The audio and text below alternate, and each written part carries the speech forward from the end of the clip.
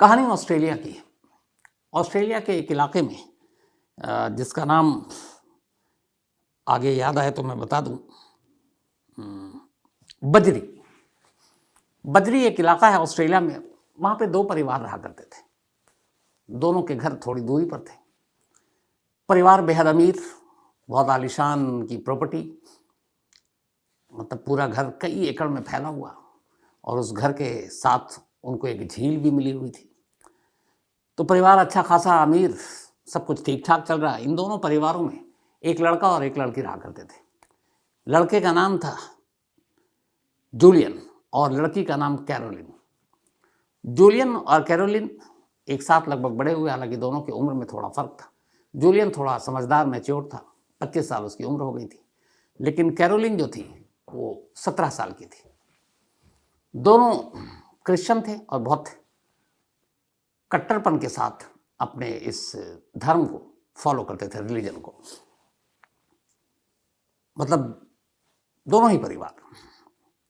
इत्तेफाक से जूलियन और कैरोलिन के बीच वक्त के साथ साथ नज़दीकियां बढ़ती गईं और दोनों एक दूसरे को पसंद करने लगे, चाहने लगे और एक दूसरे से प्यार करने लगे।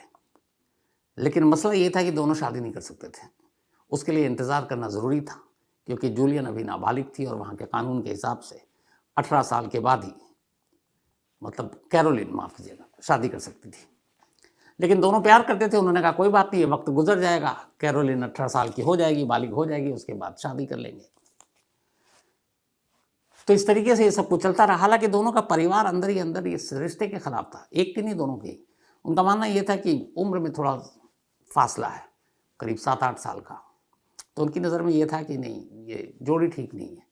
लेकिन ये दोनों एक दूसरे को बेशुमार प्यार करते थे, तो उनके प्यार के आगे परिवार कुछ बोल नहीं रहा था, वक्त पे छोड़ दिया था। क्या पता आगे चलकर खैर दोनों का खुद ही इरादा बदल जाए। इसी तरह से दोनों की ज़िंदगी चलती रही। 4 मार्च 2008 की तारीख आ गई, 4 मार्च 2008। अक्सर परिवार कहीं कहीं पिकनिक मनाया जा करता था। तो उस रोज़ 4 मार्च को जूलियन और कैरोलिन ने यह तय किया कि वो दोनों अपनी गाड़ी में घर से कुछ दूर एक पिकनिक स्पॉट है, वहाँ पिकनिक मनाने जाएंगे। जूलियन ने अपनी गाड़ी उठाई, घर वालों को बता दिया था, और कैरोलिन के घर पहुंचा, वहाँ कैरोलिन को पिक किया। कैरोलिन ने भी घर वालों को बता रखा था, क्योंकि दोनों की दोस्ती भी थी, प्यार की सुगबुगाहट तो थी ही, तो उन्हें कोई इतराज़ भी नहीं था। इससे पहले भी वो जा चुके थे ग्रुप के साथ। तो अब दोनों पिकनिक मनाने चले गए, पर घर वालों ने ये कहा था कि 3 बजे से पहले पहले घर लौट आना दोनों को। अब दोनों पिकनिक मनाने के लिए गए। जब ये पिकनिक स्पॉट पर जा रहे थे, वो थोड़ा सा शहर से दूर, अचानक गाड़ी चलते चलते चल रही थी। जूलियन ने कैरोलिन से कहा कि मैंने एक मुर्दा जानवर देखा, तुम्हारी नज़र पड़ी? गाड़ी भाग रही थी। कैरोलिन ने कहा नहीं, मुझे तो कोई नज़र नहीं पड़ी। उसने कहा मैंने देखा। उसने कहा कि तुम्हारा वहम होगा। अब दोनों चले गए। उसके बाद अपना पिकनिक मनाया। 2:30 बज गए, अब लौटना भी है। तो कैरोलिन ने कहा कि चलो, घर वाले नाराज़ होंगे। खैर जूलियन भी तैयार हो गया। अब दोनों वापस आने लगे। जिस जगह जाते वक्त जूलियन ने कहा था कि उसने एक मुर्दा जानवर को देखा है, उसी जगह पर उसने अचानक गाड़ी रोकी और कैरोलिन से कहा क्या मैंने यहीं पे देखा था, क्या पता शायद वो मरा ना हो, जिंदा हो, जख्मी हो, हमारे मदद की उसको ज़रूरत हो। तो उसने कहा कि मैंने तो देखा नहीं। उसने कहा था 1 सेकंड रुक लो, मैं देख लेता हूँ। ये कहकर जूलियन ने गाड़ी किनारे लगाई और गाड़ी से उतर गया। अब चलते चलते वो थोड़ा आगे निकला। पहाड़ी इलाका था, एक मोड़ था। उस मोड़ के बाद आप देख नहीं सकते थे। जहाँ कैरोलिन गाड़ी में बैठी थी, वहाँ से फिर उस मोड़ के मुड़ते ही जूलियन उसकी नज़रों से ओझल हो गया। अब वक्त बीत रहा है, जूलियन लौट नहीं रहा। कैरोलिन परेशान कार में। जब काफ़ी देर हो गया, उसे लगा घर वाले डांटेंगे, तो आखिरकार, और अब फिक्र भी होने लगी कि अभी तक जूलियन लौटा नहीं, वो कार से उतरी और उसी तरफ चल पड़ी जिधर जूलियन गया था। जैसे उस मोड़ को वो क्रॉस करती है, अचानक उसकी चीखें निकल जाती हैं। देखती सामने बीच सड़क पर एक शख्स खड़ा है, जो बिल्कुल काले लिबास में है, चेहरा ढका हुआ है, और उसके हाथ में एक बड़ा सा रॉड है। कैरोलिन भागने की कोशिश करती है। वो शख्स उसके पीछे जाता है, फ़ौरन पकड़ लेता है, और उसके बाद उसके सर पे एक डंड, वही जो रॉड है, हल्का सा मारता है। कैरोलिन बेहोश हो जाती है। इसके बाद वो उसको उठाता है। पास ही एक गाड़ी थी, गाड़ी की डिक्की में उसको डालता है और लेकर चला जाता है। अब जूलियन पहले ही नहीं आया, कैरोलिन को किसी शख्स ने उठा लिया। इधर शाम के 3, 4, 5, 6 बज गए, ना जूलियन घर लौटी ना कैरोलिन घर लौटी। दोनों के घर वाले परेशान, एक दूसरे के घर पहुंचे, पूछा कि दोनों बच्चे कहाँ हैं, दोनों को पता ही नहीं। अब बड़ी परेशानी, क्या करें। शाम हो गई, अंधेरा हो गया। अचानक जूलियन के घर वालों ने महसूस किया कि जो उनका मेन गेट है, मेन गेट के साथ जो बाड़ा होता है, लोहे के तार लगे होते हैं ताकि कोई जानवर और बाकी लोग ना घुसे। तो जूलियन की माँ ने देखा कि उस तार के अंदर एक बोतल फंसा हुआ है, कोई वाइन का बोतल था। तो उन्होंने कहा कि इस तार के अंदर ऐसे बोतल किसने फंसाया। अब उन्होंने जब नज़दीक से उस बोतल को देखा तो देखा कि बोतल के मुंह पर एक पर्ची है जो आधी अंदर आधी बाहर है। ये भी बड़ा अजीब था। उन्होंने पर्ची निकाली, जब पर्ची निकाली और उसे पढ़ा तो उनके पैरों तले ज़मीन खिसक गई। वो पर्ची नहीं, एक तरह का किडनैपिंग नोट था। उसमें लिखा हुआ था कि आपके बच्चे जूलियन और कैरोलिन को हमने किडनैप कर लिया और पुलिस को इन्फॉर्म करने की गलती मत करना वरना दोनों मारे जाएंगे। और इस लेटर पे बस इतना ही, आगे कोई अभी डिमांड नहीं। और इस लेटर के ऊपर एक स्टार बना हुआ था एक तरह का, और उसके ऊपर लिखा था ONA। घर वाले परेशान। अब ये जो पूरा लेटर था इसके स्पेलिंग मिस्टेक बहुत थे। अब जब उन्होंने ONA देखा और ये लेटर देखा, घर वाले परेशान हो गए। फिर दोनों परिवार में मीटिंग हुई, ये हुआ कि भाई क्या करें। तो उन्होंने कहा कि धमकी तो दी है कि पुलिस को ना बताओ, लेकिन अगर पुलिस के पास ना जाए तो फिर कहाँ जाए। तो तय हुआ कि पुलिस को इन्फॉर्म करेंगे। दोनों परिवार पुलिस के पास पहुंचे। उन्होंने जाकर कहा, वो लेटर पुलिस को दे दिया। अब चूंकि 1-2 अमीर परिवार के बच्चे गायब, ऊपर से किडनैपिंग का ये लेटर, पुलिस वाले भी फौरन हरकत में आए। अब उन्होंने तफ्तीश शुरू की और जांच शुरुआत की उसी किडनैपिंग के लेटर से। पूरा लेटर पढ़ा, उसके बाद उन्होंने कहा ये ONA क्या है। अब उसके ऊपर जांच शुरू की। तो जब जांच शुरू की गई तो पुलिस वाले भी घबरा गए, क्योंकि ONA का जो उनको मतलब मिला और जो वो स्टार टाइप का बना हुआ था एक, उसने इशारा किया कि ये ख़तरनाक गैंग या ग्रुप कहें आप, जो दुनिया भर में फैला हुआ है और ख़ास तौर पर ये एंटी क्रिश्चियन ग्रुप है। इस ONA का जो फुल फॉर्म मिला या मतलब निकला वो ये था कि order of 9 angels, order of 9 angels, ONA, यानी 9 ऐसी परियां। इसके पीछे की कहानी थी जो पूरी दुनिया से क्रिश्चियन कम्युनिटी को ख़त्म कर देगी। तो ये ONA बड़ा बदनाम और कुख्यात था कि ये एंटी क्रिश्चियन थे और दुनिया भर में कई देशों में, अमेरिका तक में, इन्होंने बहुत सारे क्रिश्चियन के ऊपर जुल्म भी किए, उनको उठाया, कई को मारा। क्रिश्चियन कम्युनिटी से नफरत थी इस ग्रुप को।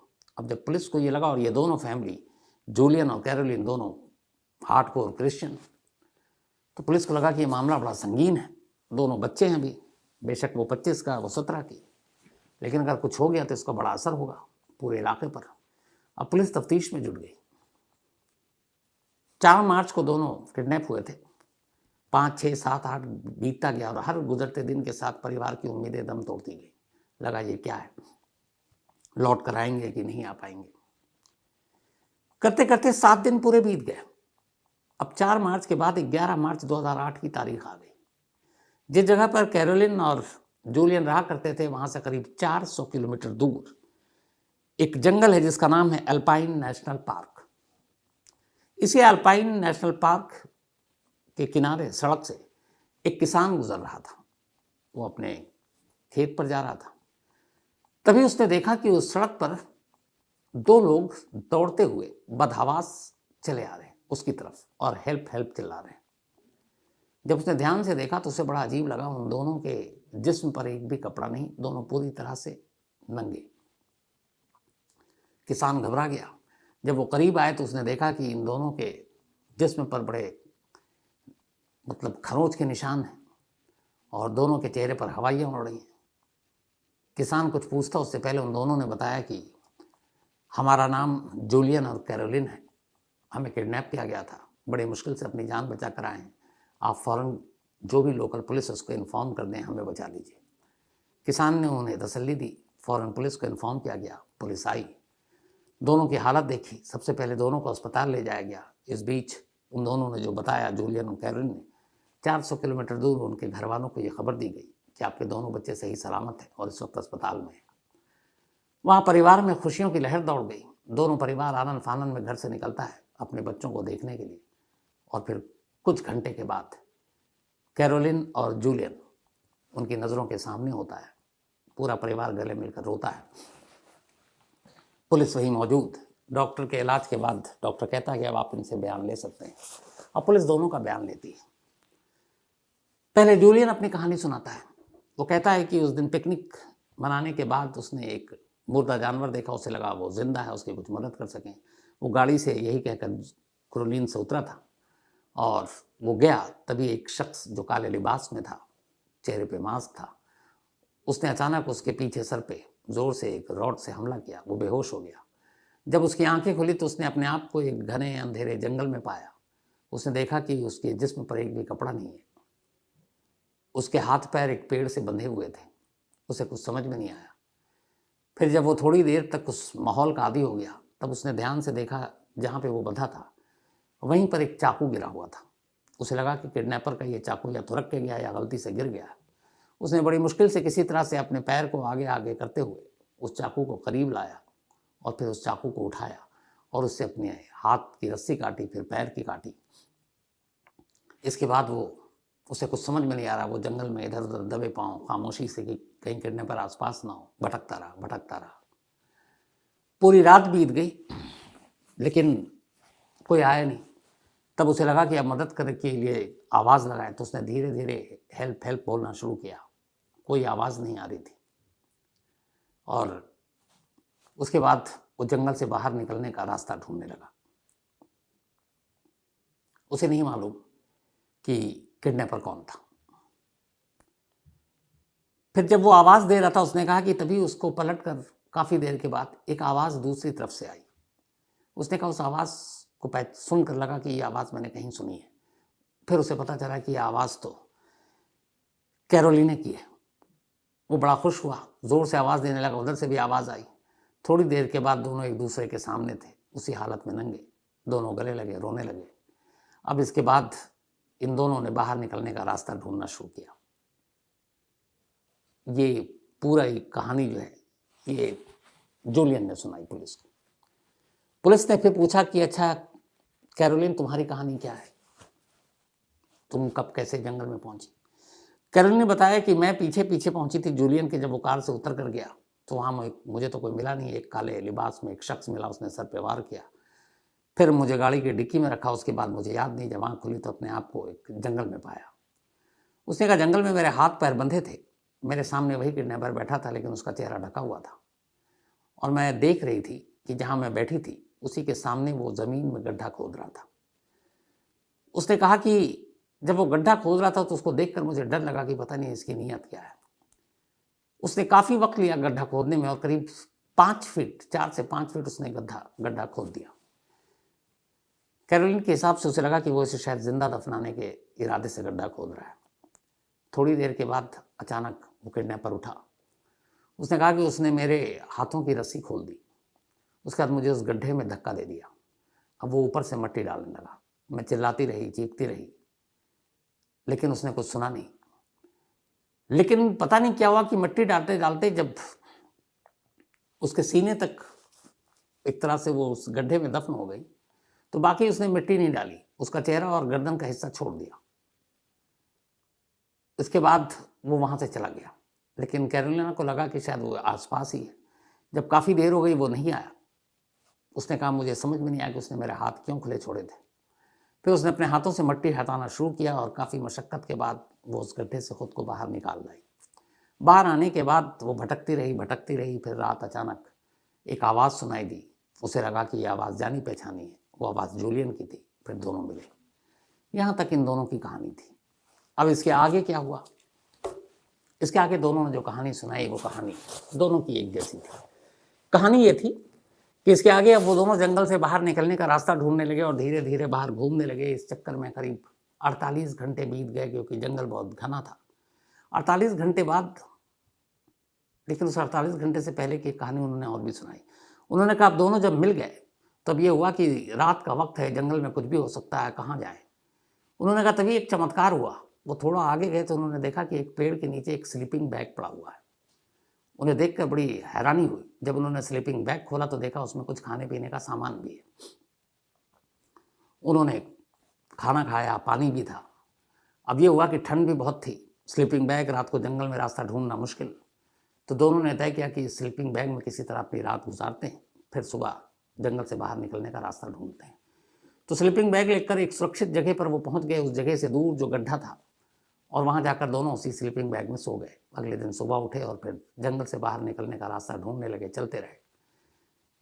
करीब 48 घंटे बीत गए। 48 घंटे बाद दोनों अपना सर पीटने लगे, क्योंकि इतना चलने के बाद आखिर में वो जहां आकर रुके थे वो वही गड्ढा था जहां से वो चले थे। उन्हें लगा कि अब ऐसे तो निकल नहीं सकते। 2 दिन बीत चुके थे।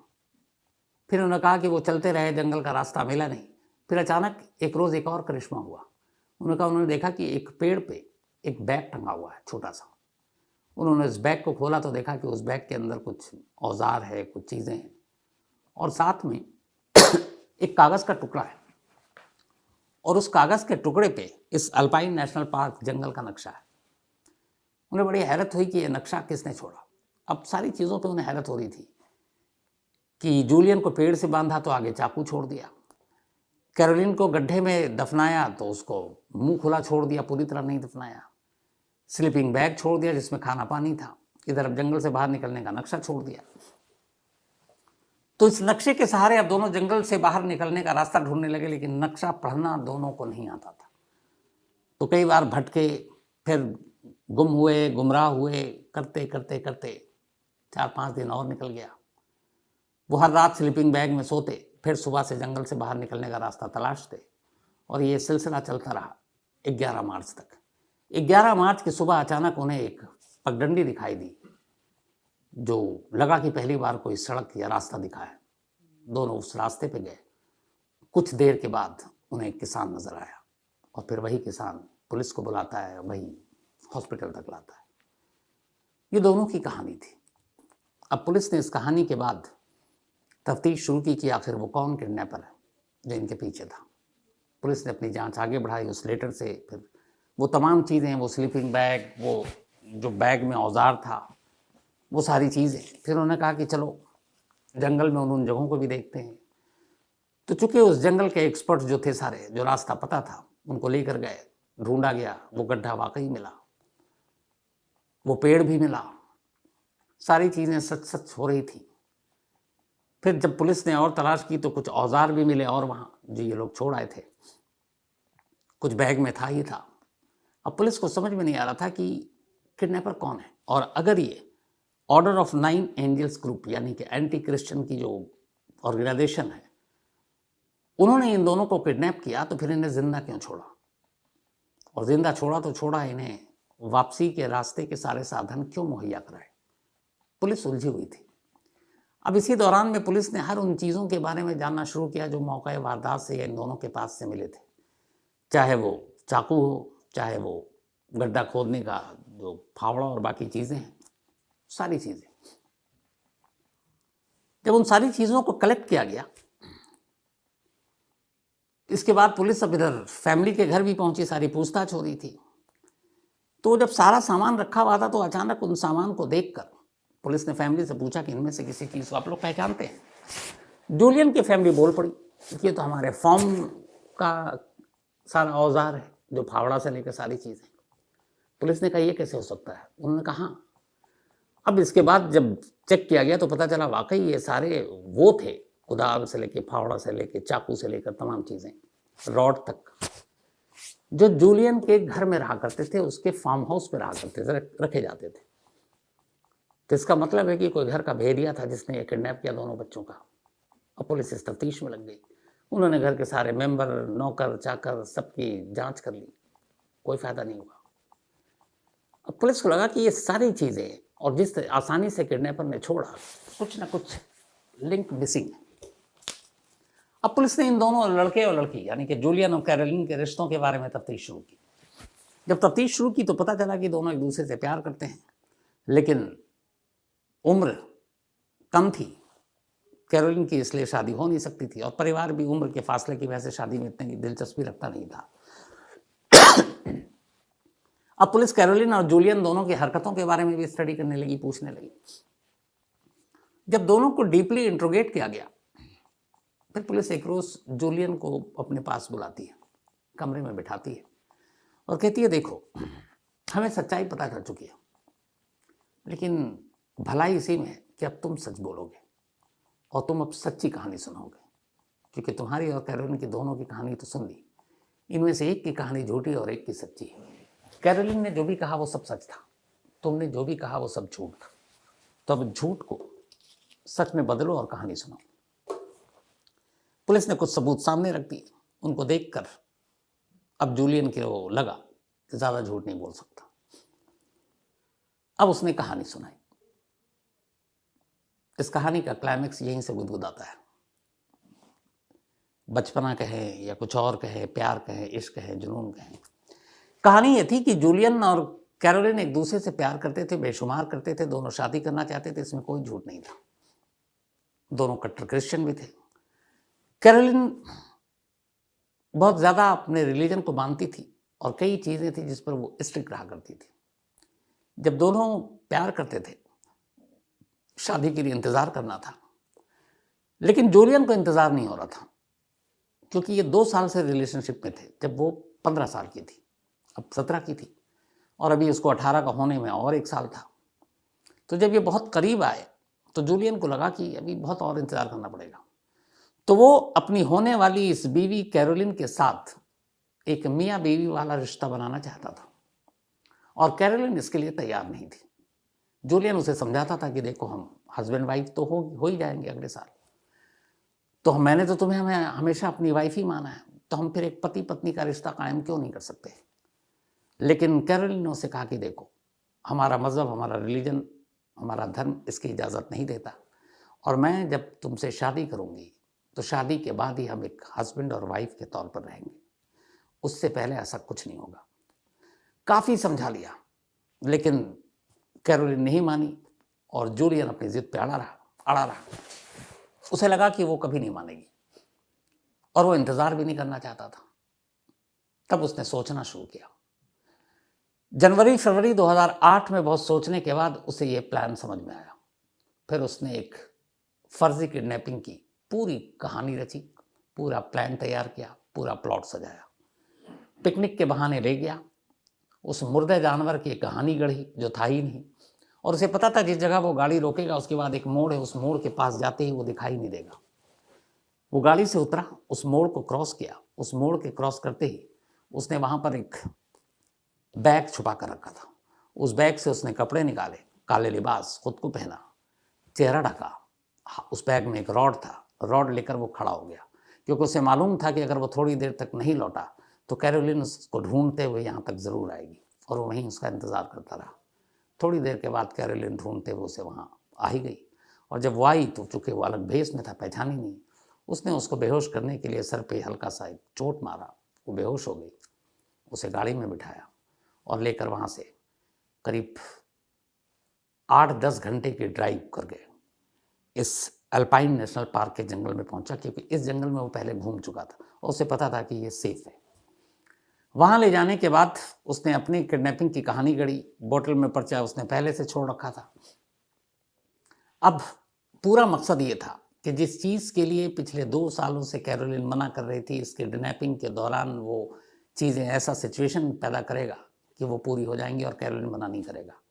इसीलिए उसने उसको पहले गड्ढे में दफनाया, फिर उसका हाथ खुला रखा ताकि वो गड्ढे से बाहर आ जाए, और वो उस गड्ढे के करीब ही छुप कर कैरोलिन को देखता रहा, उसके बाहर आने का इंतज़ार करता रहा। जब वो बाहर आई तो कैरोलिन जिधर जिधर जा रही वो एक फासला बनाकर उसके पीछे चुपचाप चल रहा है। और जब काफ़ी देर हो गई तो फिर उसने धीरे धीरे आवाज़ देनी शुरू कर दी, जानबूझकर, हेल्प हेल्प, क्योंकि उसे मालूम था कि कैरोलिन यहीं आसपास है और उस तक उसकी आवाज़ पहुँचेगी। और वही हुआ। कैरोलिन ने आवाज़ सुनी, आवाज़ पहचान गई, पलटकर उसने आवाज़ दी और फिर दोनों मिले। अब मिल गए, यहाँ तक भी सब कुछ प्लान था। अब मिलने के बाद क्या, इसीलिए उसने एक स्लीपिंग बैग रखा था, और वो स्लीपिंग बैग उसने एक जगह छुपा कर रखी थी। उसके बाद रास्ता ढूंढने का नाटक करने लगा और उसी रास्ते पे चल पड़ा जहाँ उसने स्लीपिंग बैग छोड़ा था। जब वहाँ पहुँचा तो वो एकदम हैरान कि यहाँ स्लीपिंग बैग कैसे, उसमें खाने का भी सामान, क्योंकि वो कैरोलिन को भूखा भी नहीं रखना चाहता था, कोई नुकसान भी नहीं पहुँचाना चाहता था, क्योंकि वो उससे प्यार करता था। रात हो गई, जंगल में ठंड थी, उसे मालूम था, और इसी मकसद से ही उसने अपने और कैरोलिन दोनों के कपड़े उतारे थे, बिल्कुल जिस्म पर कोई कपड़ा नहीं। ठंड, स्लीपिंग बैग, एक ही स्लीपिंग बैग। इसके बाद उसने कहा कि हम रास्ता सुबह ढूंढेंगे, और कोई रास्ता नहीं है, ठंड बहुत है, तो स्लीपिंग बैग में हम सो जाते हैं। दोनों स्लीपिंग बैग में घुसे। फिर उसने अपनी वही ख्वाहिश जताई कि देखो शादी तो करनी, हम पति पत्नी का रिश्ता कायम कर लेते हैं। लेकिन इन हालात में भी कैरोलिन अपनी बात पर अड़ी रही। उसने कहा ये पाप है और मैं ये पाप नहीं करूँगी। जब तक हमारी शादी चर्च में नहीं हो जाएगी तब तक तुम और मैं पति पत्नी नहीं, एक बॉयफ्रेंड और एक गर्लफ्रेंड है। फिर भी जूलियन को उम्मीद थी कि इस माहौल में आज नहीं तो कल अगले दिन वो मान जाएगी, और इसी चक्कर में जंगल का रास्ता बाहर निकलने का वो जानता था। फिर भी उसको गोल गोल घुमाकर 2 दिन बाद फिर उसी गड्ढे के पास ले आया, और इस तरह से करके वो हर रात स्लीपिंग बैग में सोता, इस उम्मीद में कि शायद कैरोलिन मान जाए। लेकिन वो अपने जिद पर अड़ी रही, और उसने वही स्टैंड लिया जो शुरू से उसका था कि सब कुछ शादी के बाद। और इस तरह से 7 दिन बीत गए। जब 7 दिन बीत गए तब जूलियन को एहसास हो गया कि नहीं, कुछ भी हो जाए वो टस से मस नहीं होगी। इसलिए उसने अपना फिर इरादा छोड़ दिया और कहा कि अब घर ही लौट चलते हैं। और उसके बाद वो बाहर आया, फिर वो किसान मिला, फिर वो पुलिस आई। ये सारी कहानी आपके सामने है। तो जब ये सच्चाई सामने आई तो कायदे से उसने जुर्म तो किया था, चाहे अपनी गर्लफ्रेंड के साथ ही किया, किडनैपिंग का मामला तो था ही। तो किडनैपिंग की धारा के तहत उसके ऊपर मुकदमा चला। अदालत ने उसे 7 साल और 6 महीने की सज़ा सुनाई। लेकिन इस मुकदमे के चलने से पहले भी एक और कहानी हुई। जब ये सब कुछ हो गया तो अब ये हुआ कि भाई ये तो जेल जाएगा, पकड़ा जाएगा, इस सारी कहानी के सामने आने के बाद। तब क्या जूलियन डर गया कि जेल जाना पड़ेगा। पुलिस को सच्चाई बता दी है और पुलिस ने भी उसको अरेस्ट नहीं किया, अरेस्ट करने वाली है। तभी वो पुलिस को चकमा देकर भाग जाता है। वो पहले जर्मनी जाता है, उससे पहले वो अपना हुलिया बदलता है, अपने चेहरे का रंग वंग थोड़ा बदलता है। उसके बाद वहाँ से जर्मनी जाता है, और जर्मनी से फिर इंडिया आता है फेक पासपोर्ट पर। ये जो पासपोर्ट की तस्वीर देख रहे हैं आप, ये वही है, उसी जूलियन का है। तो एक ऑस्ट्रेलियन सिटीजन एक फेक पासपोर्ट पर इंडिया आता है। लेकिन तब तक वहाँ से कुछ क्लू मिला था, ऑस्ट्रेलियन अथॉरिटी ने इंडियन अथॉरिटी को कांटेक्ट किया, और यहाँ शक भी हो गया पासपोर्ट को देखकर। तो भारतीय एजेंसियों ने उसे गिरफ्तार किया और उसके बाद ऑस्ट्रेलिया रिपोर्ट कर दिया। ऑस्ट्रेलिया जाने के बाद फिर उसके खिलाफ मुकदमा चला। अदालत ने उसे 7 साल और 6 महीने की सज़ा सुनाई। सज़ा काटने के बाद जूलियन बाहर आ गया, और अब वो अपनी एक नॉर्मल ज़िंदगी जी रहा है। बस फ़र्क ये है कि उसकी ज़िंदगी में अब वो कैरोलिन है वो नहीं है। रिश्ता ख़त्म हो गया, क्योंकि परिवार ने कहा जो शख्स ऐसा कर सकता है तो फिर वो कुछ भी कर सकता है। तो एक लव स्टोरी का दी एंड हो गया, लेकिन एक किडनैपिंग का हैप्पी एंड हुआ। कहानी में जितना ही, आपसे मुलाकात होगी कल रात 9 बजे किसी नई कहानी के साथ। तब तक अपना ख्याल रखिएगा। Thank you.